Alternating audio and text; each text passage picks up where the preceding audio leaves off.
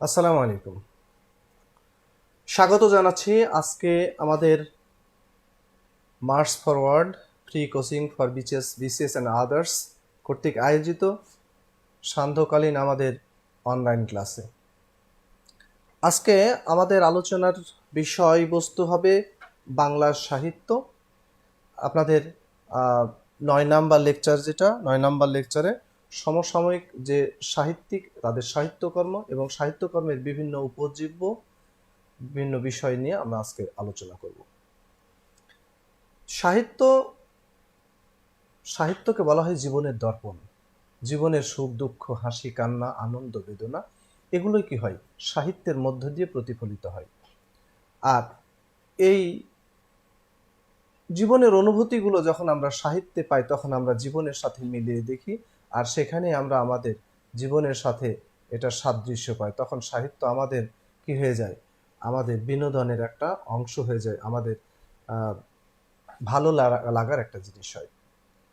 তো সাহিত্য মানেই সেখানে রসের খেলা। সাহিত্যের রস আছে, অবশ্যই আছে, কি বলেন? সাহিত্যের রস নাই? রস তো রসগোল্লাতেও আছে, কিন্তু রসগোল্লায় যে রস পাওয়া যায় সেটা কি রস? মিষ্টি রস। কিন্তু সাহিত্যে আছে 9 রকমের রস। রসগোল্লায় এক রকমের রসে এত মজা, সাহিত্যে যেখানে 9 রকমের রস আছে, মজাটা কয় গুণ হবে? 9 গুণ, তাই না? কথা ঠিক আছে, তবে সাহিত্যের রস পেতে হলে পাঠককে একটু ধৈর্যশীল হতে হয়, এবং যত ধৈর্য সহকারে সাহিত্যের গভীরে প্রবেশ করবে সে অনুযায়ী রস আস্বাদন করতে পারে। কিন্তু আমাদের আসলে এত গভীরে যে কাজ নেই, কারণ আমাদের আলোচনাগুলো হবে পরীক্ষা ভিত্তিক। পরীক্ষায় যে ধরনের প্রশ্ন আসে সেই টাইপের প্রশ্ন ভিত্তিক আমাদের আলোচনা হবে, অর্থাৎ আমাদের আলোচনা হবে অনেকটা কি তথ্য ভিত্তিক, তাই না? সাহিত্যের গভীরে গেলে সাহিত্যের রস পাওয়া যাবে, কিন্তু সেখানে গেলে আবার পরীক্ষায় যে প্রশ্নগুলো আসবে সেই রস থেকে আমরা বঞ্চিত হব। আমাদের উদ্দেশ্য হলো পরীক্ষার প্রশ্নগুলো সঠিকভাবে যেন আমরা উত্তর করতে পারি। তো আমাদের আলোচনা সেটাই সেই রকমই হবে। মানে আমাদের আলোচনা যদিও সাহিত্যের, কিন্তু সেটা কেমন হবে, মানে রসগোল্লা কিন্তু রস নাই। এমন রসগোল্লা হয় নাকি? নাটোরে পাওয়া যায়। নাটোরে এক ধরনের গোল্লা পাওয়া যায়, কি নাম জানেন? কাঁচা গোল্লা। যারা কাঁচা গোল্লা বিক্রি করারে ওরা কি বলে জানেন? নাটোরের কাঁচা গোল্লা বিনা রসে রসগোল্লা। রসগোল্লা কিন্তু রস গড়িয়ে গড়িয়ে পড়ে না, তারপরেও নাম রসগোল্লা। তাহলে রসগোল্লার নামটা হলো কিভাবে? এইটার উত্তর আমি পেয়েছি এক হকারের কাছে। ঢাকায় একদিন এক গাড়িতে উঠলাম, তো ওই গাড়িতে উঠেছে এক হকাররা। হকাররা তো যে যে পণ্য নিয়ে গাড়িতে উঠে ওই পণ্যের গুণকীর্তন করতে করতে মুখ দিয়ে ফেনা বের করে দেয়। চকলেট বিক্রি করছে কাঁচাগোল্লা দিয়ে বানানো। কি বলছে? আপনার আমার কাছে পাবেন নাটোরের কাঁচাগোল্লা চকলেট। একটা চকলেট মুখে দিয়ে চাবাবেন তো মুখের মধ্য দিয়ে নদীর স্রোতের মতো রস প্রবাহিত হতে থাকবে। মানে রস আছে, কিন্তু পাওয়ার উপায় কি? দাঁত যদি সবগুলো থাকে, চাবানোর যদি শক্তি থাকে আর সুস্থ থাকে, তাহলে হয়তো কিছু রসের সন্ধান পাওয়া গেল। তো আমাদের সাহিত্যের ক্লাস হলেও সেটা কেমন হবে? ওই রসগোল্লার মতো রস গড়িয়ে পড়বে না, ওই কাঁচাগোল্লার মতো কিছু চোখ বন্ধ করে কিছু রস পেলাম তো পেলাম। তো আমরা সাহিত্যের বিভিন্ন বিভিন্ন দিক নিয়ে আলোচনা করব। সেখানে বাংলা সাহিত্যের যে জন্ম হয়েছে তখন থেকে শুরু করে এখন পর্যন্ত এই যে দীর্ঘ সময়, এই দীর্ঘ সময়ের মধ্যে আমরা বিখ্যাত যে সমস্ত সাহিত্যিককে পেয়েছি তাদের সম্পর্কে একটু আলোকপাত করার চেষ্টা করব।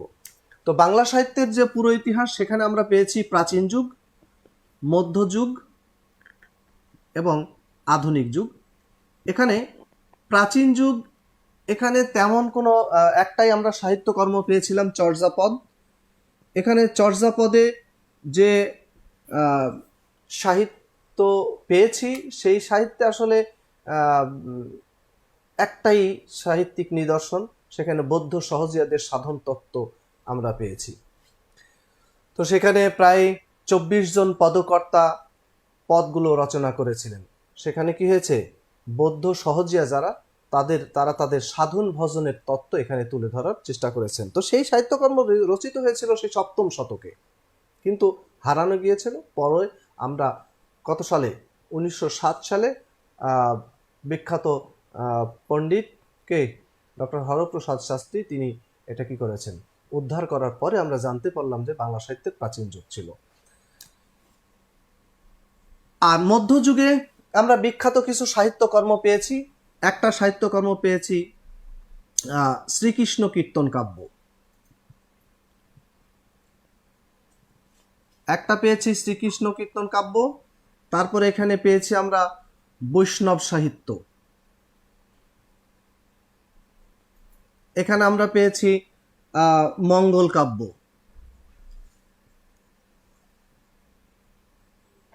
এখানে আমরা পেয়েছি লোকসাহিত্য।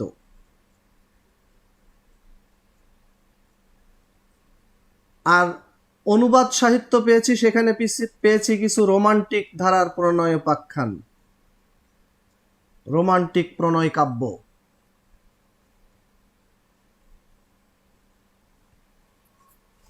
তো এই যে সাহিত্যকর্মগুলো আমরা মধ্যযুগে পেয়েছি, সেখানে শ্রীকৃষ্ণ কীর্তন কাব্য রচিত হয়েছিল রাধা কৃষ্ণের প্রেম লীলা নিয়ে। রাধা এবং কৃষ্ণ এই কাব্যের দুটা প্রধান চরিত্র, তাদের প্রেম কাহিনী। যদিও বৈষ্ণব মতে রাধা হলো জীবাত্মা বা সৃষ্টির প্রতীক, আর কৃষ্ণ হলো পরমাত্মা বা স্রষ্টার প্রতীক। অর্থাৎ স্রষ্টার সাথে সৃষ্টির যে সম্পর্ক, যেটা আধ্যাত্মিক সম্পর্ক, সেই সম্পর্কটা এখানে তুলে ধরা হয়েছে। কিন্তু এই কাব্যে যিনি এই কাব্যটা রচনা করেছেন, বড়ু চণ্ডীদাস, কে? বড়ু চণ্ডীদাস এই কাব্যটি রচনা করেছেন, তিনি রাধা কৃষ্ণকে আধ্যাত্মিক হিসাবে উপস্থাপন করেননি।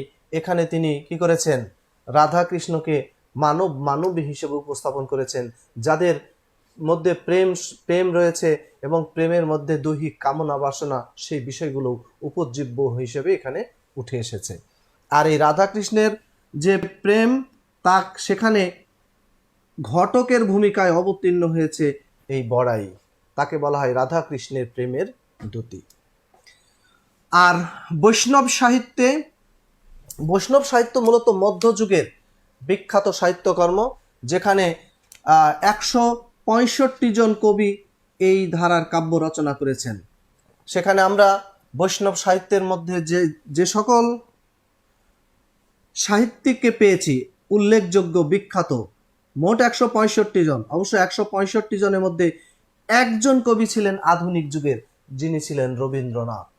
তিনি রচনা করেছেন বিখ্যাত তার পদাবলী সাহিত্য, যেটার নাম হলো ভানুসিংহ ঠাকুরের পদাবলী।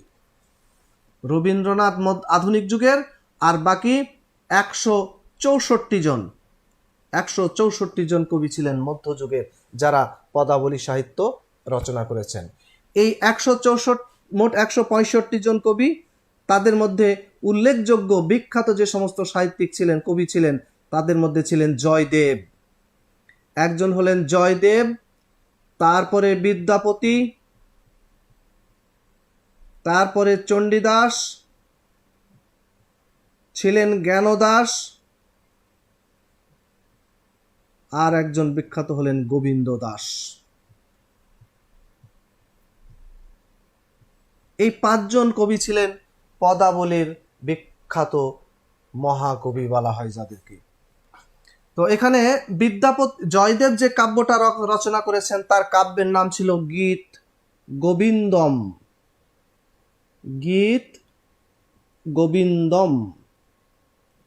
আর বিদ্যাপতি, তিনি যদিও মিথিলার কবি ছিলেন, বিদ্যাপতি ছিলেন মিথিলার কবি, এবং তিনি তার ভাষা ছিল মৈথিলি ভাষা।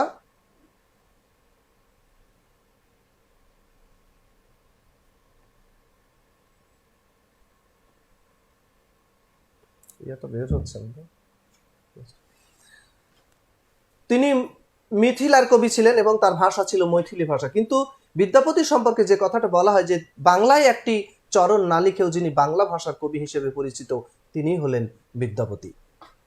তাহলে তিনি লিখেছিলেন কোন ভাষায়? তিনি লিখেছেন ব্রজবুলি ভাষায়, যেখানে বাংলা এবং মৈথিলি ভাষার মিশ্রণে তার সৃষ্ট সাহিত্যকর্ম রচনার জন্য তার সৃষ্ট ভাষা হলো ব্রজবুলি ভাষা। এই ভাষায় তিনি সাহিত্যকর্ম রচনা করেছেন। তো তিনি যে সমস্ত পদাবলী রচনা করেছিলেন সবটাই ছিল ব্রজবুলি ভাষা। তবে ব্রজবুলি ভাষা ছাড়াও তিনি আরও কিছু গ্রন্থ রচনা করেছেন, সেখানে তিনি প্রাকৃত ভাষা ব্যবহার করেছেন, তাই না, সংস্কৃত ভাষা তার ব্যবহার আছে। তিনি বেশ কয়েকটা ভাষার উপর পাণ্ডিত্য অর্জন করেছিলেন। চণ্ডীদাস, চণ্ডীদাস পদাবলীর বৈষ্ণব পদাবলীর আর একজন বিখ্যাত কবি। যে ওখানে তো বাইরে চলে গেছে না।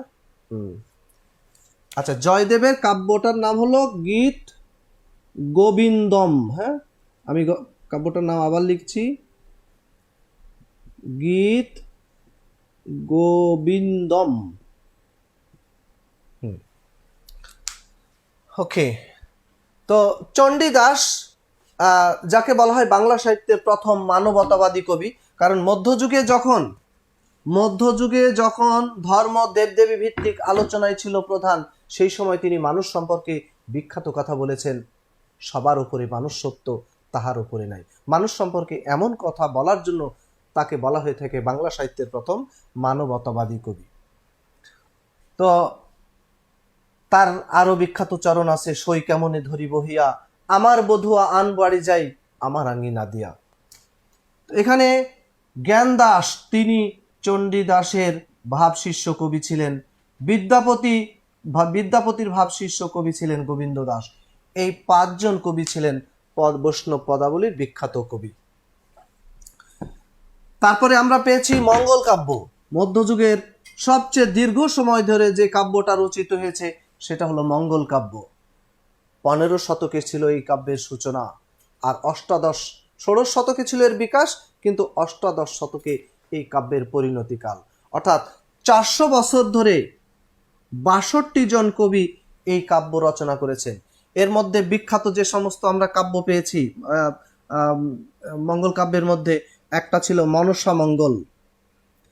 মনসা মঙ্গল এটা ছিল মঙ্গল কাব্যধারার মধ্যে সবচেয়ে প্রাচীন মঙ্গল কাব্য। মনসা মঙ্গল ছিল সবচেয়ে প্রাচীন।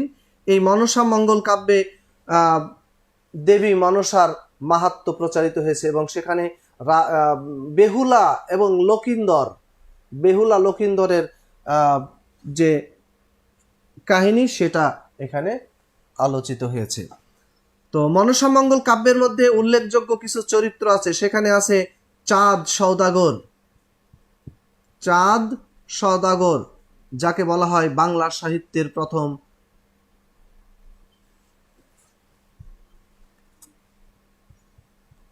কি বলা হয় তাকে, বাংলা সাহিত্যের প্রথম প্রতিবাদী চরিত্র। বাংলা সাহিত্যের প্রথম প্রতিবাদী চরিত্র ছিল চাঁদ সওদাগর। মনসা মঙ্গল কাব্যের আরো যে চরিত্র, বেহুলা, নায়িকার নাম হলো লখিন্দর। ঠিক আছে, বেহুলাকে বলা হয় বাংলা সাহিত্যের প্রথম স্বামী ভক্ত চরিত্র। ঠিক আছে, প্রথম স্বামী ভক্ত চরিত্র।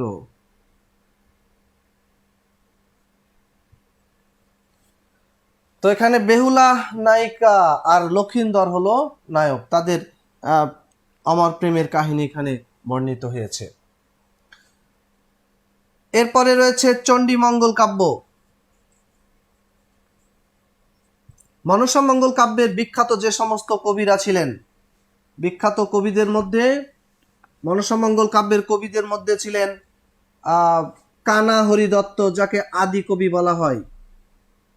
কানা হরিদত্ত, ওই মনসা ছিল কানা, আর কানাকে নিয়ে হরিদত্ত লেখালেখি করার কারণে মনসা তার চোখে দিয়েছে সবল, আর সে হয়ে গেছে কানা। এই জন্য নাম হলো কানা হরিদত্ত, মানে কানা কানা মিল আছে, মনসাও কানা, হরিদত্তও কানা। তো কানা হরিদত্ত তিনি হলেন মনসা মঙ্গল কাব্যের আদি কবি। এখানে আরো বিখ্যাত কিছু কবি ছিলেন মনসা মঙ্গল কাব্যে। আরেকজন বিখ্যাত কবি ছিলেন বিজয়গুপ্ত, তার বাড়ি ছিল বরিশাল। বিজয়গুপ্ত। আরেকজন ছিলেন বিপ্রদাস পিপিলাই, আরেকজন ছিলেন দ্বিজ বংশীদাস।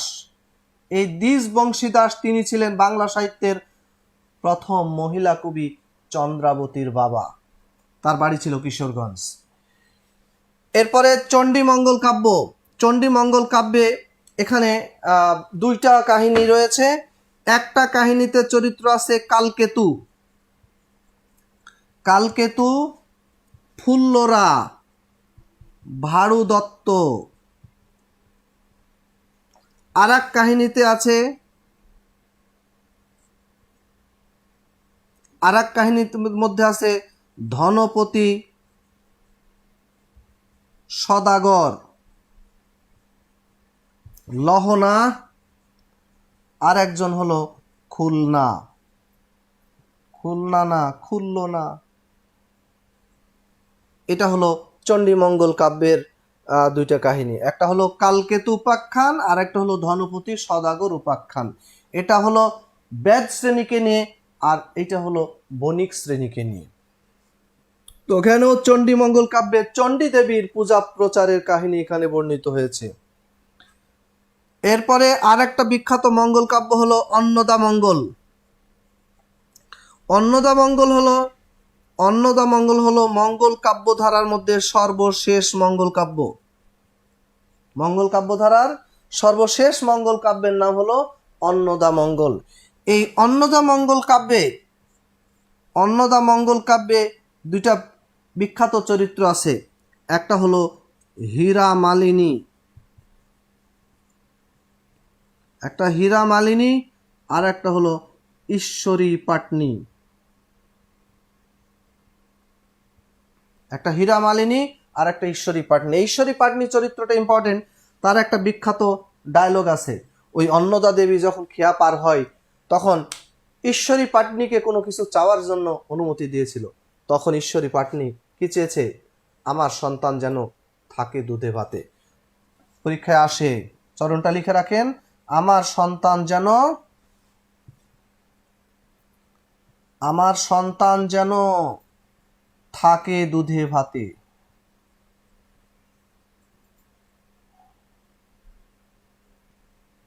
পরীক্ষায় আসে উক্তিটি কার, কিংবা উক্তিটি কোন কাব্যের, অথবা উক্তিটির স্রষ্টাকে। ঠিক আছে, এই গেল মঙ্গল কাব্য।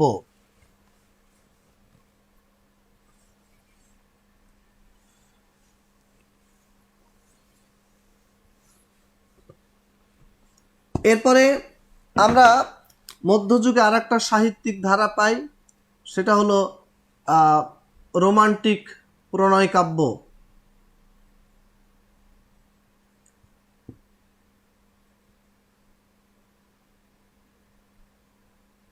রোমান্টিক প্রণয় কাব্যের মধ্যে আমরা পাই ইউসুফ জুলেখা, লাইলি মজনু, তারপরে আমরা পেয়েছি পদ্মাবতী। এই যে কাব্যগুলো, এই কাব্যগুলো বিখ্যাত। ইউসুফ জুলেখা,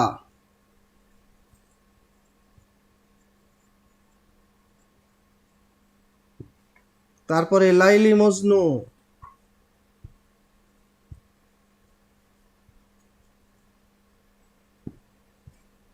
এগুলো ফার্সি ভাষায় লেখা হয়েছে। ইউসুফ জুলেখার বিখ্যাত প্রেম কাহিনী এখানে বর্ণিত হয়েছে। লাইলি মজনু কাব্যে লাইলি তো নায়িকা, কিন্তু মজনু, এটা মজনু বলা হয়। লাইলির প্রেমে পাগল হয়ে গিয়েছিল, এই জন্য তাকে মজনু বলা হয়, কিন্তু তার আসল নাম ছিল কায়েস। আর হিন্দি ভাষায় আমরা বিখ্যাত একটা কাব্য পেয়েছি, যেটার নাম হলো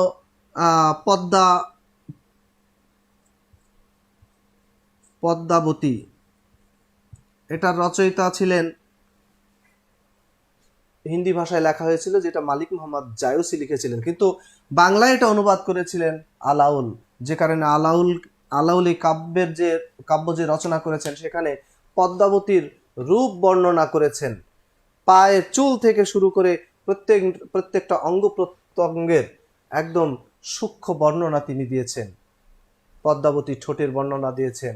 তাম্বুল রাতুল হইলেও অধর পরশে। পদ্মাবতীর ঠোঁটের কথা বলেছেন যে পদ্মাবতীর ঠোঁট এত লাল যে তার লাল ঠোঁটের স্পর্শে সবুজ পানটাও লাল হয়ে যায়। এটা ছিল পদ্মাবতী। আর একটা হিন্দি ভাষার গ্রন্থ ছিল সতী ময়না, সতী ময়না ও লোর চন্দ্রানী।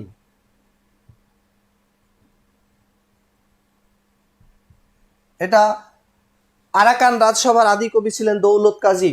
তিনি এই কাব্যটা প্রথম শুরু করেছিলেন লেখা, তবে শেষ করতে পারেননি। শেষে আরাকান রাজসভার শ্রেষ্ঠ কবি ছিলেন আলাউল, তিনি এসে এই কাব্যটি শেষ করেছিলেন। এটা মূলত ত্রিভুজ প্রেমের কাহিনী, যেখানে যেখানে ময়না এবং চন্দ্রানী এই দুইজন হলো নায়িকা আর রাজা লোর হলো নায়ক।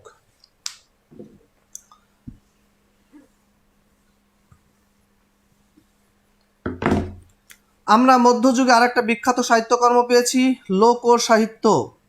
লোক সাহিত্যের মধ্যে মূলত গীতিকা যেটা, এবং এর মধ্যে ময়মনসিংহ গীতিকা, ময়মনসিংহ গীতিকা, ময়মনসিংহ গীতিকার এখানে বিভিন্ন পালা আছে। এর মধ্যে একটা পালা হলো মহুয়া, একটা পালা মহুয়া, যেটা ময়মনসিংহ গীতিকার শ্রেষ্ঠ পালা। মহুয়াটা হলো শ্রেষ্ঠ পালা। এই মহুয়া পালায় আমরা যে চরিত্র পাই সেটা হলো মহুয়া নায়িকা। নায়কের নাম নদের চাঁদ, আর একটা চরিত্র হলো হুমরা বেদে।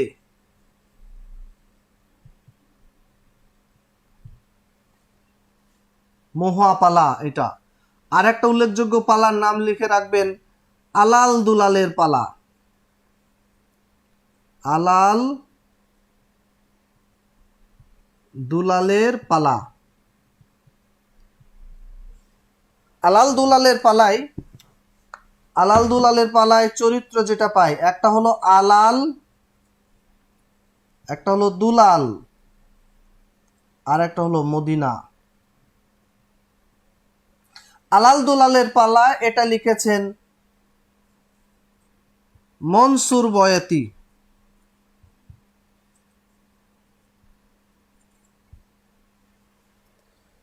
আর মহুয়া পালার রচয়িতা দিজ কানাই।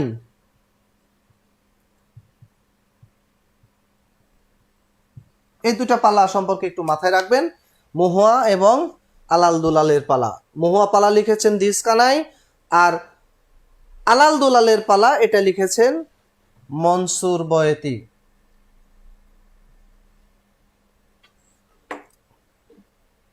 ঠিক আছে।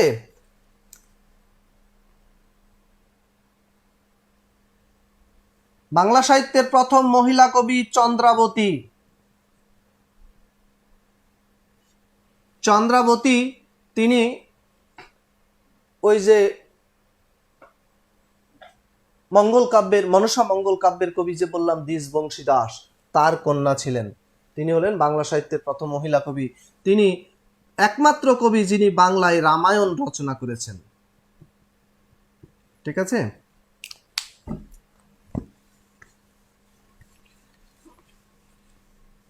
তো রামায়ণ, মহাভারত এগুলো সংস্কৃত ভাষায় রচিত অনুবাদ কাব্য মধ্যযুগে আমরা পেয়েছি। রামায়ণের রচয়িতা ছিলেন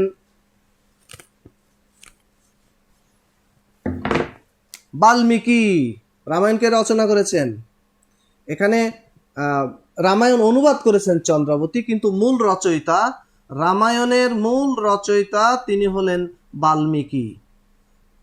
যদিও এটা তার আসল নাম না, তার আসল নাম হলো রত্নাকর। অনেক বড় দস্যু ছিলেন, কিন্তু একসময় দস্যু বৃত্তি ছেড়ে দিয়ে ধ্যানে মগ্ন হয়ে যায়, আর ধ্যান করতে করতে উইয়ের ঢিবিতে পরিণত হয়ে যায়। এই জন্য তাকে বলে বাল্মীকি, মানে উইয়ের ঢিবি। আর এই রামায়ণ যারা পরবর্তীতে অনুবাদ করেছেন তাদের মধ্যে একজন হলেন কৃত্তিবাস ওঝা। তিনি রামায়ণের শ্রেষ্ঠ অনুবাদক ছিলেন, হ্যাঁ, এবং তিনি প্রথম অনুবাদক। আর মহাভারত যিনি লিখেছেন তার নাম হলো কৃষ্ণ দ্বৈপায়ন। কৃষ্ণ দ্বৈপায়ন বেদব্যাস। মহাভারত অনেকে অনুবাদ করেছেন। মহাভারতের প্রথম অনুবাদ যিনি করেছেন তিনি হলেন কবীন্দ্র পরমেশ্বর। কবীন্দ্র পরমেশ্বর তিনি রামায়ণের মহাভারতের প্রথম অনুবাদক, এবং তিনি চট্টগ্রামের শাসক ছিলেন পরাগল খাঁ, তার পৃষ্ঠপোষকতায় এই কাব্যটা অনুবাদ করেছেন। তবে মহাভারতের যে শ্রেষ্ঠ অনুবাদক তাকে বলা হয় তিনি হলেন কাশীরাম দাস। তার ভাষা বেশ প্রাঞ্জল এবং জনপ্রিয় ছিল, এই জন্য তাকে মহাভারতের শ্রেষ্ঠ অনুবাদক বলা হয়। তো এই গেল মোটামুটি আমাদের মধ্যযুগের যে সকল সাহিত্যকর্ম, তাদের রচয়িতা, তাদের নাম পেলাম। এবার আসি আমরা বাংলা সাহিত্যের আধুনিক যুগ। বাংলা সাহিত্যের আধুনিক যুগ শুরু হয়েছে 1801 সাল থেকে। 1801 সাল থেকে অদ্যাবধি এটা হলো বাংলা সাহিত্যের আধুনিক যুগের স্থিতিকাল। তো 1800 সালে বাংলা সাহিত্যের আধুনিক যুগ শুরু হলেও আসলে বাংলা সাহিত্যের কাগজে কলমে আমরা যেটা দেখি, বাংলা সাহিত্যের মধ্যযুগের শেষ কবি ছিলেন ভারতচন্দ্র রায় গুণাকর। তিনি মারা গেছেন 1760 সালে। আসলে তার তিরোধানের মধ্য দিয়েই মূলত মধ্যযুগ শেষ হয়ে যায়। কিন্তু 1860-এর পর থেকে 1860-এর পর থেকে 1700, ভারতচন্দ্রের মৃত্যু হলো 1760। 1760 থেকে 1860 মাইকেলের বাংলায় সাহিত্য রচনার সময় থেকে শুরু করে এই যে 100 বছর, 1760-এর মৃত্যু আমরা 61 ধরলাম, এই 100 বছর সময়, এই সময়টাকে বলা হয়ে থাকে যুগ সন্ধিক্ষণ। এখানে আসলে বাংলা সাহিত্যের বিখ্যাত কোনো সাহিত্যিকও পাইনি, আর বিখ্যাত কোনো সাহিত্যকর্মও সৃষ্টি হয়নি। তবে এই সময়ে যে একজন বিখ্যাত কবি ছিলেন তার নাম ছিল ঈশ্বরচন্দ্র গুপ্ত। ঈশ্বরচন্দ্র গুপ্ত তিনি কি করেছেন? তিনি আধুনিক যুগের প্রথম কবি হিসাবে তাকে বিবেচনা করা হয়। তিনি যেখানে মধ্যযুগের ধর্ম, দেবদেবী এগুলোই ছিল মূল আলোচনা, সেখানে তিনি কি করেছেন? মধ্যযুগ এবং আধুনিক যুগের মধ্যে একদম মানে সেতু রচনাকারী, সংযোগ সাধনকারী হিসেবে কাজ করেছেন। এই জন্য ঈশ্বরচন্দ্র গুপ্তকে বলা হয় যুগ সন্ধিক্ষণ এর কবি। কারণ তার সাহিত্যকর্মে একদিকে যেমন মধ্যযুগের ধর্মতাত্ত্বিক বৈশিষ্ট্য পেয়েছি, আবার অন্যদিকে আধুনিক যুগের মানবতাবাদী বৈশিষ্ট্যও পেয়েছি। এই জন্য তাকে যুগ সন্ধিক্ষণের কবি হিসেবে বিবেচনা করা হয়। তো ঈশ্বরচন্দ্র গুপ্তের যে কৃতিত্ব, সেখানে আমরা দেখব যে তিনি বিখ্যাত কিছু কবিতা রচনা করেছেন। আমরা এই কবিতাগুলো বিভিন্ন সময় বিভিন্ন পাঠ্য বইয়ে পেয়েছি। যেমন আপনাকে বড় বলে বড় সেই নয়, লোকে যারে বড় বলে বড় সেই হয়, একটা বিখ্যাত কবিতা বড় কে। তারপরে একটা বিখ্যাত কবিতা হলো তপসে মাছ। অতি ছোট থেকে ছোট, সাধারণ থেকে সাধারণ বিষয় নিয়ে তিনি কি করেছেন?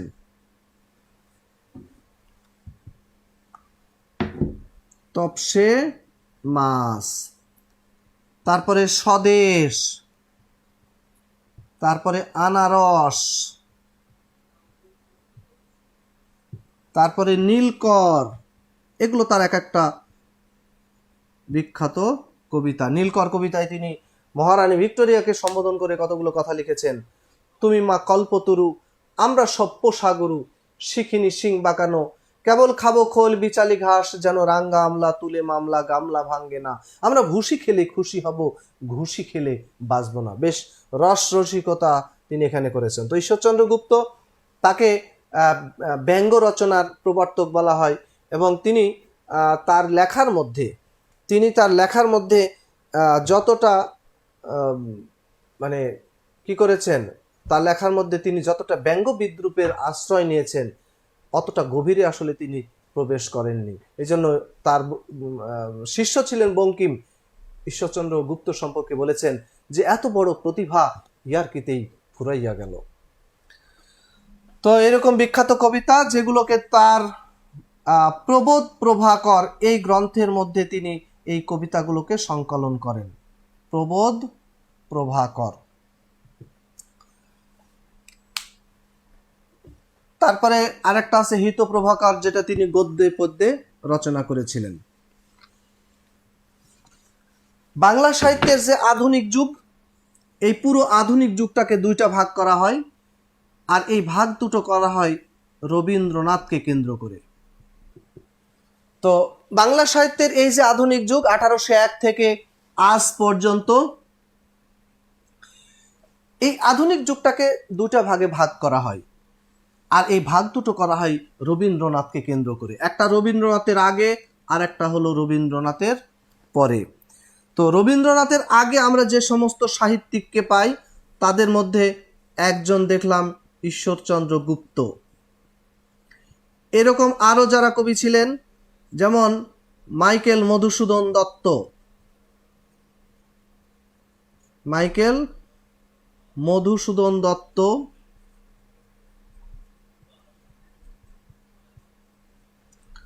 ছিলেন, এ সময়ের কবি ছিলেন, সাহিত্যিক ছিলেন দীনবন্ধু মিত্র।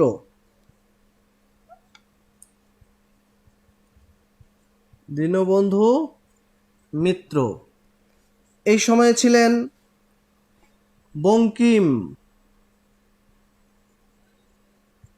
বঙ্কিমচন্দ্র চট্টোপাধ্যায়।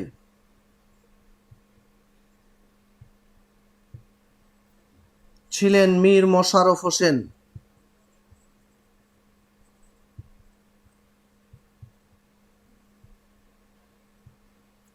এই সময়ে একজন বিখ্যাত গীতি কবি ছিলেন, যাকে আধুনিক গীতি কবিতার জনক বলা হয়। তিনি হলেন বিহারীলাল চক্রবর্তী।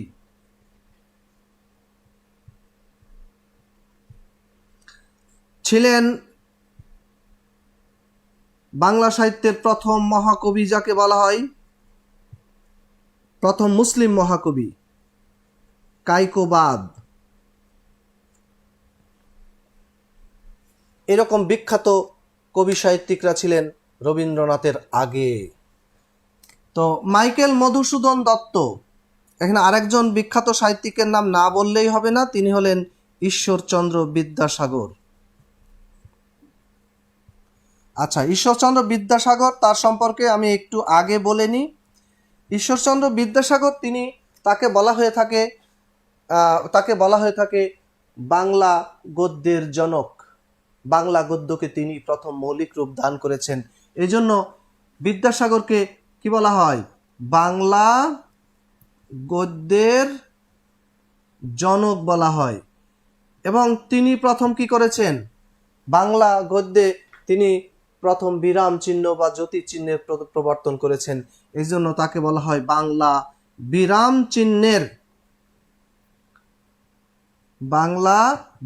চিহ্নের প্রবর্তক। তিনি ইংরেজি ভাষায় যে বিরাম চিহ্নগুলো ছিল, সেগুলোকে তিনি কি করেছেন? সেখান থেকে 12টি বিরাম চিহ্ন প্রথম বাংলা ভাষায় প্রবর্তন করেছেন। তো বিদ্যাসাগর যে লেখালেখিগুলো করেছেন, তার লেখা, তিনি ছিলেন মূলত গদ্যাকার। তিনি মূলত প্রবন্ধ টাইপের লেখালেখি করেছেন। তার সাহিত্যকর্মে, বিদ্যাসাগরের সাহিত্যকর্মে আমরা পেয়েছি অনুবাদ সাহিত্য। তো অনুবাদ সাহিত্যের মধ্যে আমরা যেগুলো পেয়েছি তার কাছে, একটা হলো বেতাল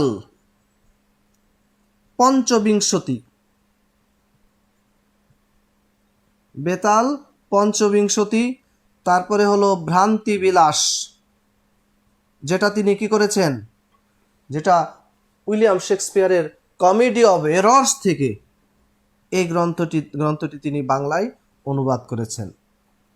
তারপরে ঈশপের নাম শুনেছি আমরা, ঈশপের ফেবলস, সেই ঈশপের ফেবলস থেকে তিনি অনুবাদ করেছেন কথামালা। এগুলো তার অনুদিত গ্রন্থ। তাছাড়া তিনি অনুবাদ করেছেন অভিজ্ঞান শকুন্তলম। আরও যে সাহিত্যকর্ম তিনি অনুবাদ করেছেন, একটা হলো শকুন্তলা, যেটা অভিজ্ঞান শকুন্তলম থেকে, শকুন্তলা। শকুন্তলা, তারপরে সীতার বনবাস, সীতার বনবাস, এগুলো হলো তার অনূদিত গ্রন্থ। বিদ্যাসাগর একটা বিখ্যাত গ্রন্থ রচনা করেছেন, প্রভাবতী সম্ভাষণ। প্রভাবতী সম্ভাষণ, যেটাকে বলা হয় বাংলা সাহিত্যের প্রথম মৌলিক গদ্য গ্রন্থ।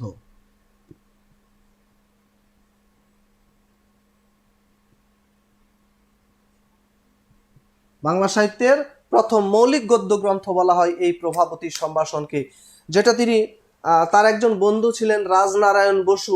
এই রাজনারায়ণ বসুর মেয়ে ছিল প্রভাবতী। যখন 2.5 বছরে মারা যায়, তার এই শোকে তিনি শোক বিহ্বল হয়ে পড়েন। তার শোকেই তিনি রচনা করেছিলেন প্রভাবতী সম্ভাষণ।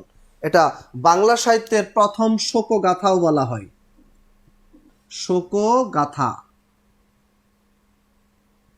ঠিক আছে, বাংলা সাহিত্যের প্রথম শোকগাথা বলা হয়।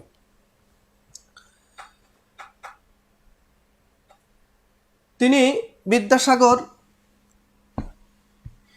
বিদ্যাসাগর শিশুদের জন্য কতগুলি গ্রন্থ রচনা করেছিলেন। এর মধ্যে একটা গ্রন্থ ছিল বর্ণ পরিচয়, আর একটা গ্রন্থ ছিল কথামালা।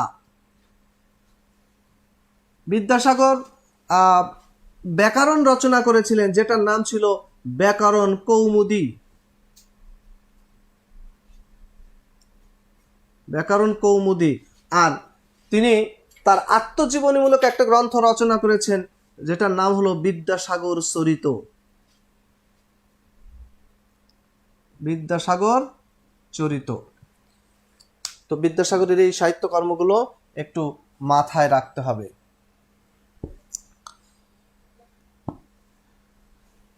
এবার আসেন মাইকেল মধুসূদন দত্ত।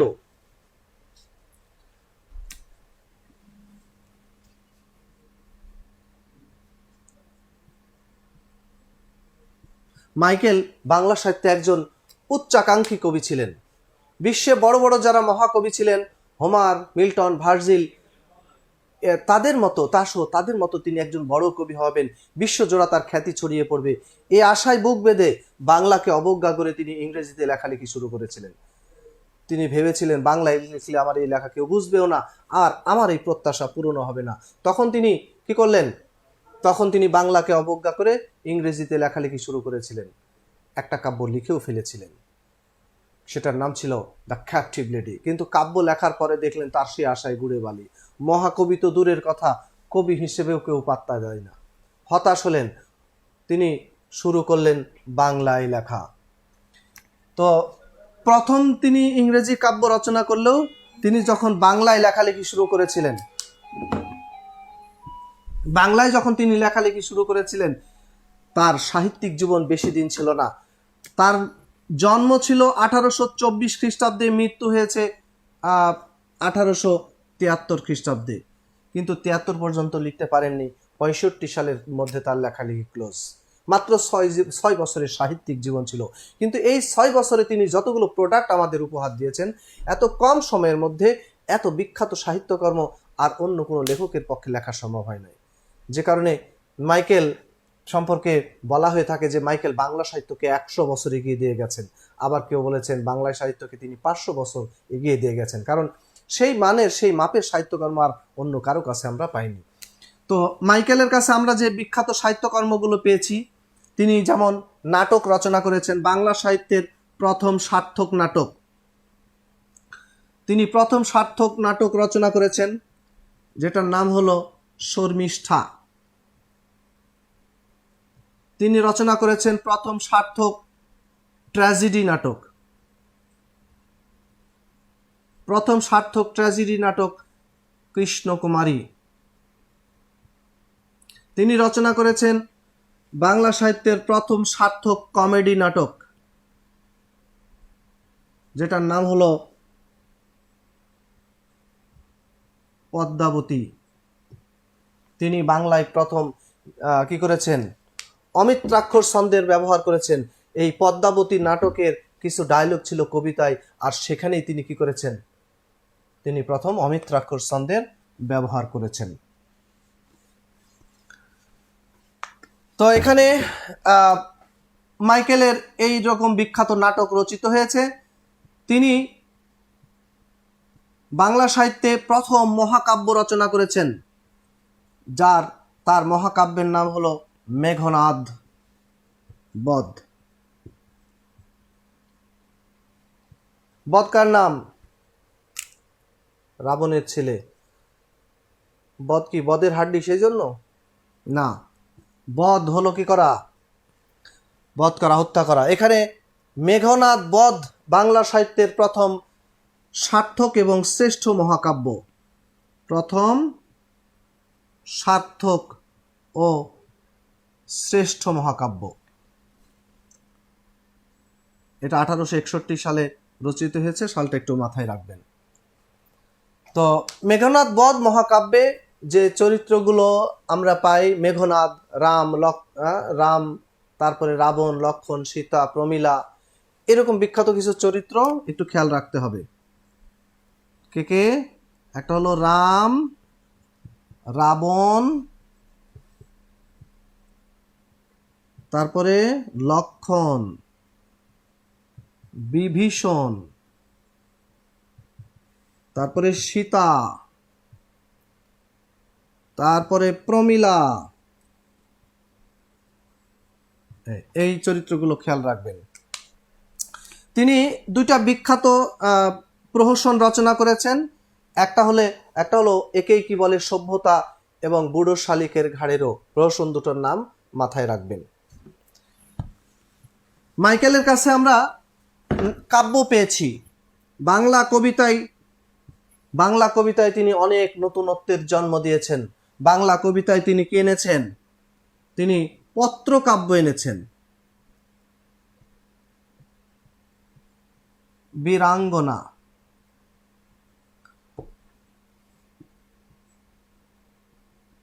প্রথম পত্রকাব্য ছিল তার বীরাঙ্গনা।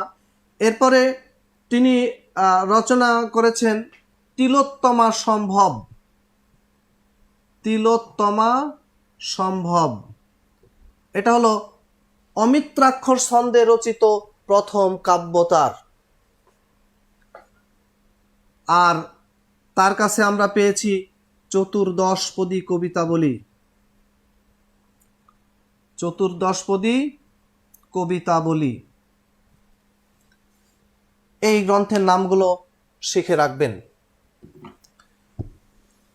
এবার আসি দীনবন্ধু মিত্র। দীনবন্ধু মিত্র বাংলা সাহিত্যে বাংলাদেশের আর্থসামাজিক এবং রাজনৈতিক বিষয় নিয়ে প্রথম তিনি নাটক রচনা করেছেন। তার নাটকের নাম হলো নীল দর্পণ। এটা একটা বিখ্যাত নাটক। কি বললাম কথাটা? আর্থসামাজিক এবং রাজনৈতিক বিষয় নিয়ে লেখা বাংলা ভাষার প্রথম নাটক ছিল এটা। বঙ্কিমচন্দ্র চট্টোপাধ্যায়। তবে দীনবন্ধু মিত্রের কাছে আমরা কিছু প্রহসন পেয়েছি। প্রহসন দুটোর নাম মনে রাখবেন। একটা হলো বিয়ে পাগলা বুড়ো। বিয়ে পাগলা বুড়ো, এই প্রহসনটার নাম মাথায় রাখবেন। আরেকটা হলো সধবার একাদশী।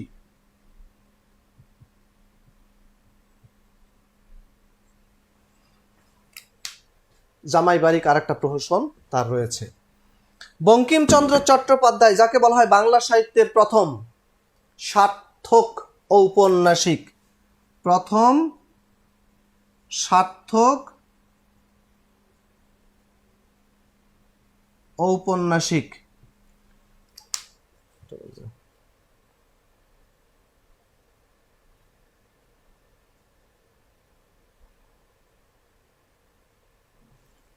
বাংলা সাহিত্যের প্রথম সার্থক ঔপন্যাসিক ছিলেন এবং তিনি যে প্রথম সার্থক উপন্যাস রচনা করেছেন সেটার নাম ছিল দুর্গেশ নন্দিনী।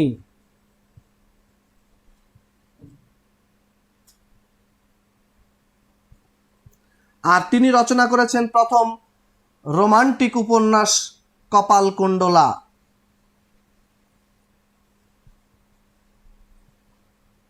নাম দুটো মাথায় রাখবেন।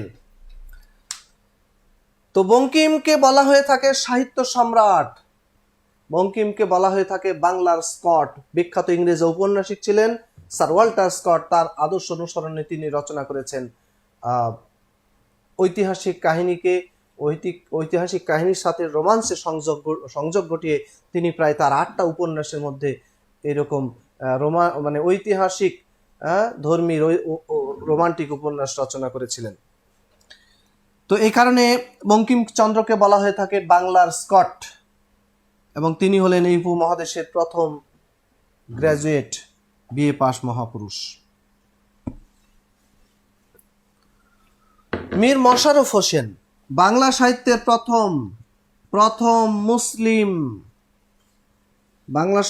প্রথম মুসলিম নাট্যকার আর প্রথম মুসলিম ঔপন্যাসিক।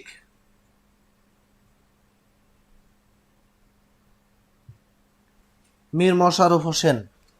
তো মীর মশাররফ প্রথম মুসলিম নাট্যকার হিসেবে নাটক রচনা করেছিলেন বসন্ত কুমারী।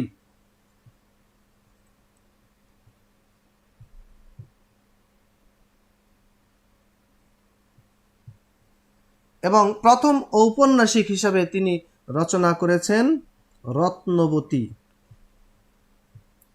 তার আরো কিছু বিখ্যাত উপন্যাস আছে। তার আত্মজীবনীমূলক একটা উপন্যাস আছে, সেটা হলো গাজী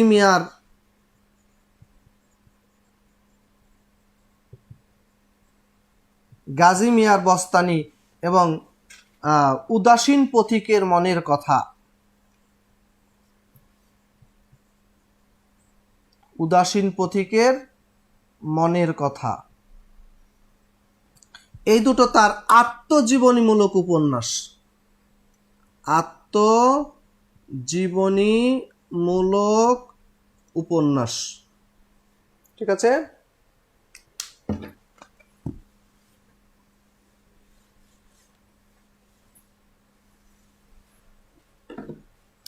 মীর মশাররফ হোসেনের কাছে আমরা যে নাটক পেয়েছি, একটা নাটক তো বললাম বসন্ত কুমারী, আর একটা নাটকের নাম মাথায় রাখবেন, সেটা হলো জমিদার দর্পণ। নীল দর্পণ লিখেছিলেন দীনবন্ধু মিত্র, আর সেখানে নীলকরদের অত্যাচারের কাহিনী ছিল। আর তিনি রচনা করেছেন জমিদার দর্পণ, যে উপন্যাসের মধ্যে যে নাটকের মধ্যে তিনি কি করেছেন, জমিদারদের অত্যাচারের কাহিনী উপস্থাপন করেছেন। এগুলো তার কি ছিল? এগুলো তার নাটক ছিল। আর মীর মশাররফ হোসেনের কাছে আমরা একটা বিতর্কিত প্রবন্ধ পেয়েছি, গোজীবন, গরু জবেহ করা না করা, এই নিয়ে তিনি এই প্রবন্ধটা রচনা করেছেন। আর আমার জীবনী, এটা তার আরেকটা গ্রন্থ, আমার জীবনী। এই গ্রন্থের নামগুলো একটু মাথায় রাখবেন।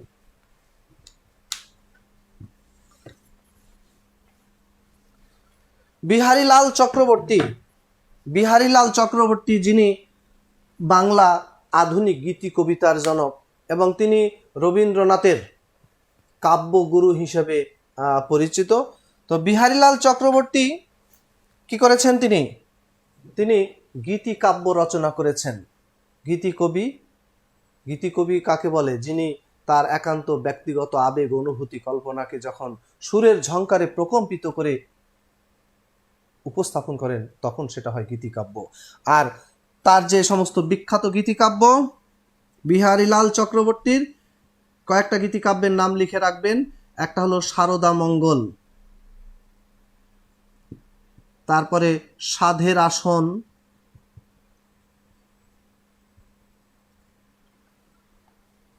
বঙ্গ সুন্দরী আর একটা নাম লিখে রাখেন,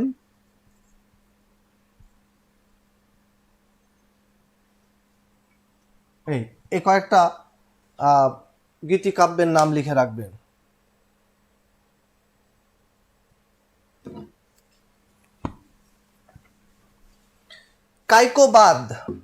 কায়কোবাদ, এটা যদিও তার সাহিত্যিক ছদ্মনাম, কিন্তু তার আসল নাম হলো মোহাম্মদ কাজেম আল কুরাইশি। মোহাম্মদ কাজেম আল কুরাইশি।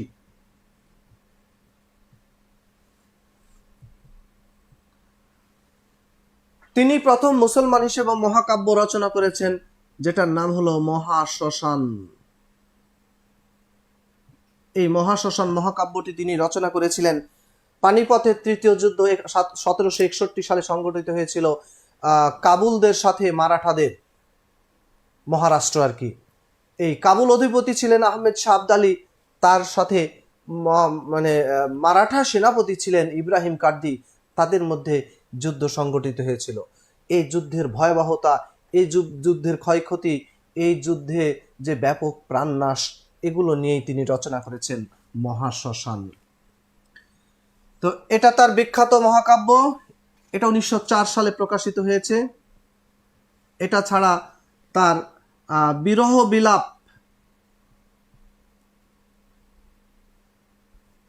বিরহ বিলাপ একটা প্রথম প্রকাশিত কাব্যগ্রন্থ। এটা মাত্র 13 বছর বয়সে এটা তিনি প্রকাশ করেছিলেন এবং বাংলা সাহিত্যে দীর্ঘায়ু প্রাপ্ত কবি ছিলেন। প্রায় 94 বছর তিনি বেঁচে ছিলেন। তার জন্ম হয়েছিল 1857 সালে, যখন সিপাহী বিপ্লব, আর মৃত্যু হয়েছে ভাষা আন্দোলনে ঠিক 1 বছর পর, অর্থাৎ 1951 সালে। আর তার কিছু কিছু কাব্যগ্রন্থ আছে। এই দুটো গ্রন্থের নাম মাথায় রাখবেন। তো আমরা এতক্ষণ যাদের সম্পর্কে ধারণা দিলাম, তারা সবাই রবীন্দ্রনাথের পূর্ববর্তী সাহিত্যিক হিসেবে পরিচিত। তো বাংলা সাহিত্যের যে আধুনিক যুগ বলছিলাম, দুটা ভাগে ভাগ করা হয়েছে, একটা রবীন্দ্রনাথের আগে আর একটা হলো রবীন্দ্রনাথের পরে। রবীন্দ্রনাথের পরে এখানে রবীন্দ্রনাথের পর থেকে শুরু করে, অর্থাৎ রবীন্দ্রনাথের জন্ম হয়েছে কত, 1861 থেকে 1941, অর্থাৎ এই 1861, এরপর থেকে আজকে হলো 2021 সাল, 18 জানুয়ারি, সন্ধ্যা কয়টা, 7টা। এই হলো রবীন্দ্র পরবর্তী আধুনিক যুগ। আর এই রবীন্দ্র পরবর্তী আধুনিক যুগে সবচেয়ে ভয়াবহ, কারণ এই সময় সবচেয়ে বেশি কবি সাহিত্যিকের আগমন ঘটেছে। আর এত কবি সাহিত্যিক আর এত লেখালেখি, এগুলো দেখে একজন পাঠক সহজেই কি হয়ে যায়, ভড়কে যায় যে এতগুলো কিভাবে শেষ করব। আসলে সাহিত্য তো অনেকেই রচনা করেছেন, কিন্তু সব সাহিত্যই তো এক পাল্লায় মাপা যাবে না। আপনাদের একটু দেখে শুনে বুঝে শুনে পড়তে হবে। তো এখানে আমি রবীন্দ্র সমসাময়িক যারা যে সমস্ত সাহিত্যিক ছিলেন, তাদের মধ্যে উল্লেখযোগ্য যে সমস্ত সাহিত্যিক সম্পর্কে আপনাদের ধারণা দিতে হবে। একটা হলো রবীন্দ্রনাথ নিজেই, রবীন্দ্রনাথ, তারপরে শরৎ, তারপরে রোকেয়া সাখাওয়াত হোসেন, তারপরে নজরুল, তারপরে জীবনানন্দ,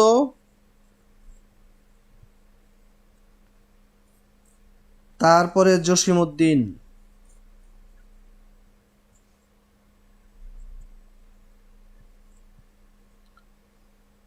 আর মানিক বন্দ্যোপাধ্যায়,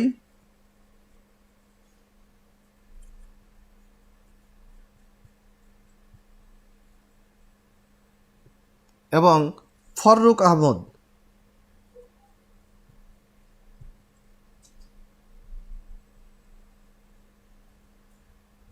জীবনানন্দ দাশ। রবীন্দ্র যুগের এই সমস্ত লেখক ইম্পর্টেন্ট, তাদের লেখাজোখাগুলো আমাদের মাথায় রাখতে হবে। তো রবীন্দ্রনাথ, বাংলা সাহিত্যের এমন কোনো শাখা প্রশাখা নাই কেবল মহাকাব্য ছাড়া যেখানে তার বিচরণ নাই। তিনি প্রত্যেকটা শাখায় সমান দক্ষতার পরিচয় দিয়েছেন। তিনি উপন্যাস, গল্প, নাটক, প্রবন্ধ, বিভিন্ন ধারার গ্রন্থ রচনা করেছেন। রবীন্দ্রনাথের উপন্যাসগুলোর মধ্যে উপন্যাসগুলোর মধ্যে বিখ্যাত যে সমস্ত উপন্যাসকে মাথায় রাখতে হবে আপনাদের, একটা হলো বউ ঠাকুরানীর হাট, যেটা তার প্রথম প্রকাশিত উপন্যাস, বউ ঠাকুরানীর হাট। এছাড়া যে উপন্যাসগুলোর নাম মাথায় রাখতে হবে, একটা হলো গোরা, যেটাকে এপিক ধর্মী উপন্যাস বলা হয়ে থাকে। এছাড়া শেষের কবিতা, শেষের কবিতা এটাকে রোমান্টিক বা কাব্যধর্মী, গীতিধর্মী যে কোনোভাবে ট্রিট করা হয়। এবং চোখের বালি,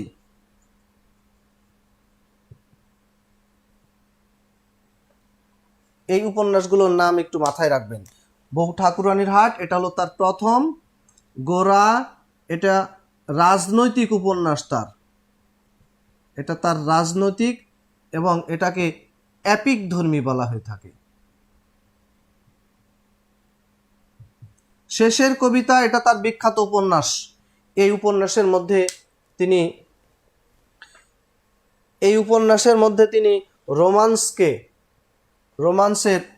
রোমান্সকে অনেক সূক্ষ্মভাবে উপস্থাপন করেছেন। সেখানে যে চরিত্রগুলো তিনি উপস্থাপন করেছেন, এর মধ্যে অমিত, লাবণ্য, কেতকী, শোভনলাল, এই চরিত্রগুলো একটু খেয়াল রাখবেন। এবং এই উপন্যাসে কিছু চরণ আছে, এগুলো পরীক্ষা আসে। গ্রহণ করেছো যত, ঋণী তত করেছো আমায়। তারপরে ফ্যাশনটা হলো মুখোশ, স্টাইলটা হলো মুখশ্রী।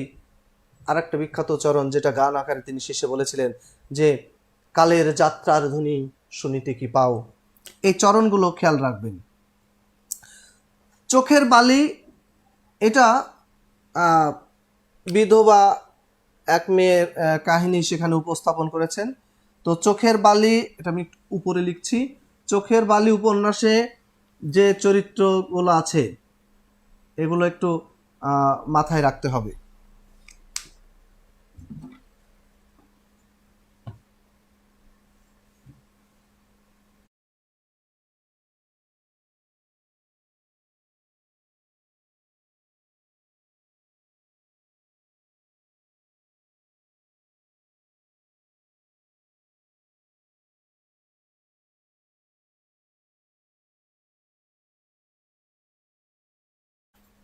তো এখানে এই চরিত্রগুলো একটু খেয়াল রাখবেন। রবীন্দ্রনাথের নাটকগুলোর মধ্যে যে নাটকের নামগুলো আপনাদের মাথায় রাখতে হবে, নাটকের মধ্যে একটা হলো বাল্মীকি প্রতিভা, এটা তার প্রথম প্রকাশিত নাটক, এটা প্রথম। এবং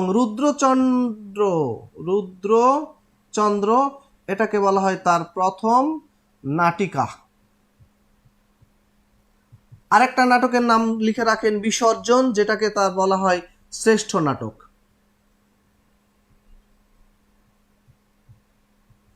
বিসর্জন এটা তার শ্রেষ্ঠ নাটক।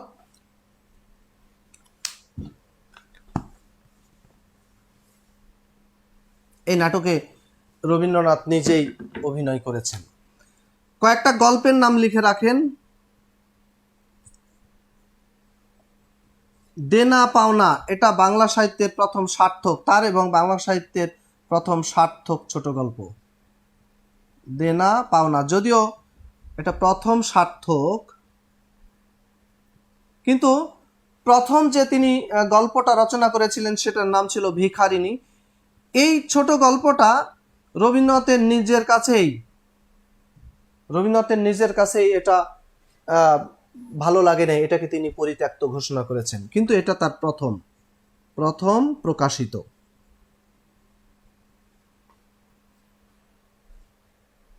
তো গল্পগুলোর মধ্যে কিছু গল্প আছে যেগুলো অতি প্রাকৃত বিষয় নিয়ে, যেমন অতি প্রাকৃত বিষয় নিয়ে যে গল্প আছে, একটা হলো ক্ষুধিত পাষাণ।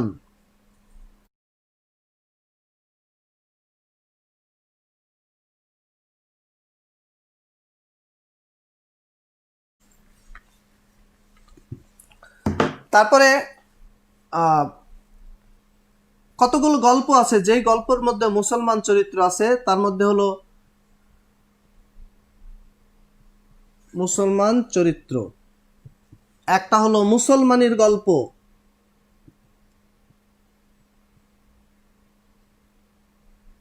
মুসলমানের গল্প, তারপরে কাবুলিওয়ালা,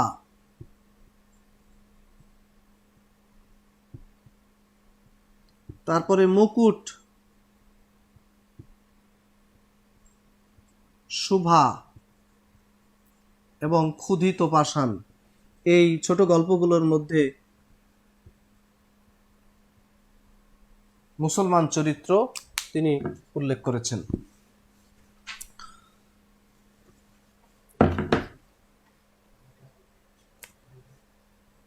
এরপরে আসি শরৎচন্দ্র। শরৎচন্দ্র যাকে বাংলা সাহিত্যের অপরাজেয় কথাশিল্পী বলা হয়। শরৎচন্দ্র মূলত কথাশিল্পী। কথাশিল্পী কাকে বলে? গল্প এবং উপন্যাস, গল্প এবং উপন্যাস এই দুটো শাখায় যার তার দক্ষতার বিচরণ, সেই শাখা দুটো বাংলা সাহিত্যে কথাশিল্প, এবং এই দুটো শাখায় যার বিচরণ তাকে কথাশিল্পী বলা হয়ে থাকে। শরৎচন্দ্রকে বলা হয়ে থাকে বাংলা সাহিত্যের অপরাজেয় কথাশিল্পী। তো তিনি যে গল্পগুলো রচনা করেছেন, গল্পগুলোর মধ্যে বিখ্যাত যে সমস্ত তার গল্প রয়েছে, একটা হলো মন্দির। মন্দির এটা তার প্রথম। মহেশ, মহেশ গল্পের মধ্যে মহেশের সম্পর্কে একটা গান আছে যে তোমার মহেশ, গফুর মহেশ এখন কোথায় কেমন আছে, গফুর, আমিনা, মহেশ, এই গল্পের একটা গরুকে নিয়ে তার এই ছোট গল্পটা। আর তাছাড়া তার মেজো দিদি, মেজো দিদি তার একটা বিখ্যাত গল্প আছে। মেজো দিদি আছে, বড় দিদি আছে, তাই না, বিন্দুর ছেলে। কতগুলো উপন্যাস সম্পর্কে আপনাদের ধারণা রাখতে হবে। উপন্যাসের মধ্যে শরৎচন্দ্রের প্রথম উপন্যাস হলো বড় দিদি। তারপরে তার আত্মজীবনীমূলক উপন্যাস হলো শ্রীকান্ত। ত্রিভুজ প্রেমের উপন্যাস গৃহদাহ। গৃহদাহ এটা ত্রিভুজ প্রেমের উপন্যাস। শ্রীকান্ত হলো তার আত্মজীবনীমূলক এবং শ্রেষ্ঠ উপন্যাস।